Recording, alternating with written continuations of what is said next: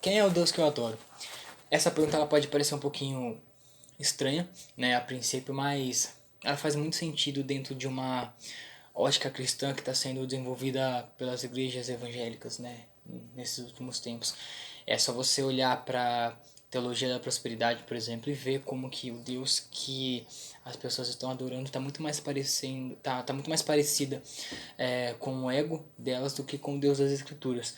E você pode ver isso, que as igrejas estão ficando cheias dos pastores que prometem riqueza, que prometem bonança e conquistas materiais e tudo isso. E na verdade o Evangelho falou que o Evangelho está, né, diz que teríamos aflições, mas que deveríamos ter bom ânimo, né, porque Cristo venceu o mundo. O mesmo Evangelho também vai dizer que nós precisamos deixar tudo e seguir a Jesus, e aquele que não renuncia a tudo quanto possui não é digno de ser discípulo de Jesus.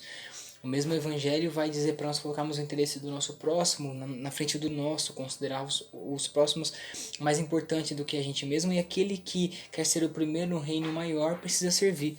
Então, quem é o Deus que a gente adora? Será que o Deus que a gente adora é nós mesmos, e usando essa imagem de um Deus a gente misticamente busca algo para satisfazer os nossos desejos no fim das coisas, né? Falando sobre o Deus que eu adoro, eu creio que a maioria das pessoas adora a si mesmo, adora o seu próprio ego e não o Deus de verdade, porque se adorassem o Deus de verdade, o verdadeiro das Escrituras, elas seriam confrontadas, elas mudariam, mas existe um crescimento absurdo da hipergraça e de que Deus, ele, cara, tá tudo disponível e é só você ir lá e pegar e sei lá, você não precisa da maturidade, né, descrita na Bíblia, você não precisa de entendimento sobre, você só vai lá e pega o que é seu, o que Deus vai restituir, aquilo que você perdeu, Deus vai dar de volta aquilo que algum dia era seu. Misericórdia, cara, isso aí não é evangelho. O evangelho é perder para ganhar, sei lá, sabe, abandonar tudo. Como Rodolfo Abrantes vai dizer, a gente não deixa tudo por nada, a gente deixa tudo por tudo, né, em Deus. E eu tava pensando sobre isso. Esse lance da gente, muitas das vezes, adorar a gente mesmo e usar o nome de Deus. E tem um exemplo nas Escrituras, e foi da onde foi a base para esse vídeo. Esse texto lá em Lucas 18, no versículo 10. Olha que bacana. Dois homens subiram ao templo para orar, um fariseu e o outro publicano. O fariseu, de pé, assim orava consigo mesmo: Ó Deus, graças te dou que não sou como os demais homens, roubadores, injustos, adúlteros, nem ainda como este publicano. Jejuo 2 vezes na semana e dou o dízimo de tudo quanto ganho. Mas o publicano, estando em pé de longe, nem ainda queria levantar os olhos ao céu, mas batia no peito dizendo: Ó Deus, se propício a mim, ó pecador. E aí Jesus ele vai dizer que quem desceu justificado, né, no versículo 14, foi aquele que reconheceu o seu estado, né, de pecador, não aquele que orava a Deus dizendo eu sou, eu sou, eu sou. O bacana desse texto é a gente perceber que é uma oração que tem muita gente que faz, que é esse lance de Pai, obrigado por eu não ser tal, obrigado por não ser como aquela pessoa que pratica isso, obrigado por não fazer aquilo que as pessoas fazem, né? E a loucura de tudo isso é que aqui no versículo 11 a Bíblia vai dizer assim, ó, que o fariseu orava dizendo, ó Deus, graças eu te dou e tal, tal, tal. Então ele ainda usava Deus na oração dele, ainda parecia que aquela oração era direcionada a Deus. Mas olha, a Bíblia vai dizer aqui, ó, depois, que ele orava para si mesmo. Então o Deus dele era o próprio ego dele, era suas conquistas, era aquilo que a sua mão podia alcançar, era a sua própria força.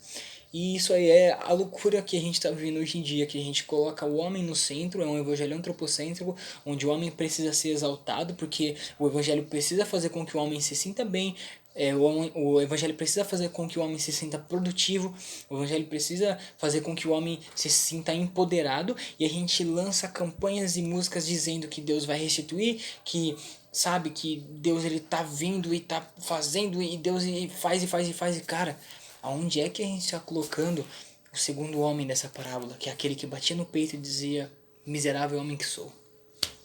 Parece que não existe mais, né? É osso, é osso, né? É difícil a gente encontrar uma música hoje em dia que Sabe, a essência do evangelho está presente nela, onde diz: miserável homem que sou, quem me libertará desse corpo de, sabe, de pecado, cara.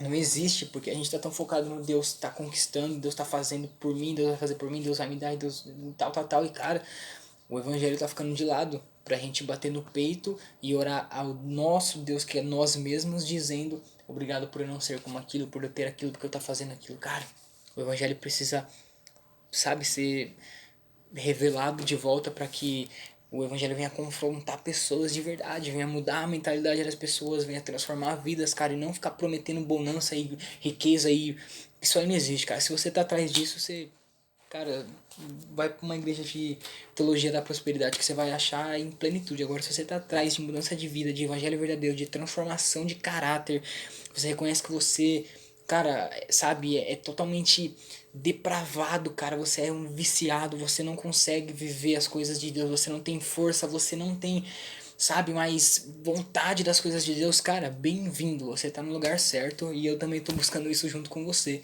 O canal Teocêntrico tem essa essência, cara, de colocar Jesus no centro a fim de que a gente suma e ele apareça. João 3,30, João Batista vai dizer: convém que eu diminua e que ele cresça. Então, se você tá buscando isso, cara, você tá no lugar certo. O evangelho é a porta de entrada para você. Agora, se você tá buscando se sentir bem, que o evangelho te faça bem, que o evangelho te empodere, que o evangelho seja uma ponte para você conquistar as coisas, cara, simplesmente a minha dica mais direta e sincera para você é, cara, tipo, esquece, porque o evangelho nunca vai te prometer isso, o evangelho nunca vai te dar isso, tá? Deus abençoa sim, Deus prospera sim, mas se você vai atrás dele com essa prioridade de querer as coisas que ele faz e não as coisas que ele é, cara, essa ideia ela vai te aprisionar, sabe?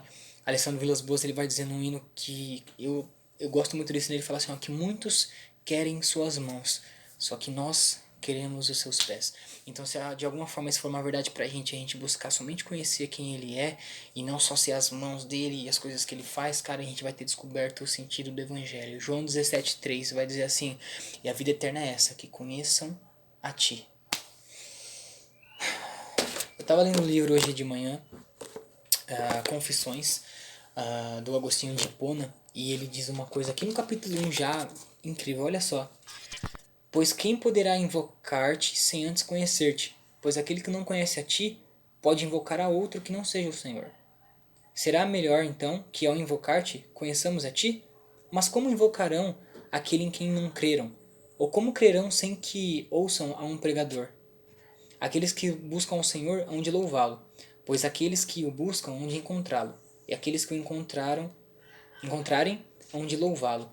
O lance é, se a gente não está adorando a Deus nas nossas orações, nos nossos louvores, a gente está adorando qualquer coisa menos Ele, e às vezes é a gente mesmo, tá? Eu quero que a nossa vida ela seja, eu oro para que isso seja sobre a sua vida também, que ela seja, sabe, levada até que nós chegamos nesse versículo, que está aqui em Jó, no capítulo 42, no versículo 5. Diz assim: antes eu te conhecia só por ouvir falar, mas agora eu te vejo.